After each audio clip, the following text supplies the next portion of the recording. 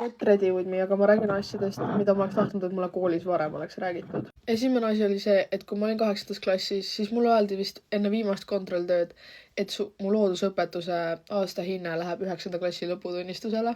Ma lihtsalt pidin selle särgi ära vahetama. Aga teine asi on see, et miks ma olin reaalselt viimaseid inimesi, kes nagu tehisintellekti avastas. Nagu ma mõtlesin, et see on mingi skämm, et nagu sükest asja, see ei ole võimalik, et keegi nagu teeb mingi kodutöö ära või mingi aitab mind mingi asjaga. Ja ma vist nagu selle kooliaasta alguses hakkasin seda nagu tihedalt kasutama. Ja mis ma enda jaoks avastasin, et mul oli mingi 5., 6., 7. klassis. Mul nagu pea räigelt valutas peale koolipäeva ja siis ma mõtlesin nagu millest see tuleb, aga see kõik hakkas hommikul. Nagu ma olin pannud tähele, et kui ma hommikul nagu hommikusööki sõin, siis mul ei hakanud päeva peale pea valutama ja nagu normaalselt jõin.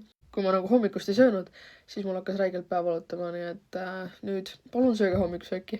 Ja üks asi veel, millest ma olen gümnas aru saanud, et sa õpetajatega läbi, kui sul on hea maine ja õpetajad nagu teavad sind heast küljest, siis sul on nii palju lihtsam tegelikult koolis. Kus oli reaalselt Astra AI 9. klassi lõpus ja 10. alguses? Kui mul oleks see 10. alguses olnud, ma ei tea, mul oleks see elu päästnud reaalselt. Väike fun fact about me, et ma olen tegelikult ilusta ja ma olin 10. alguses nagu mitu nädalat välismaal võistlustel ja kui mul oleks äpp olnud, oleks nii palju lihtsam olnud teha mingi asju järgi ja õppida seal.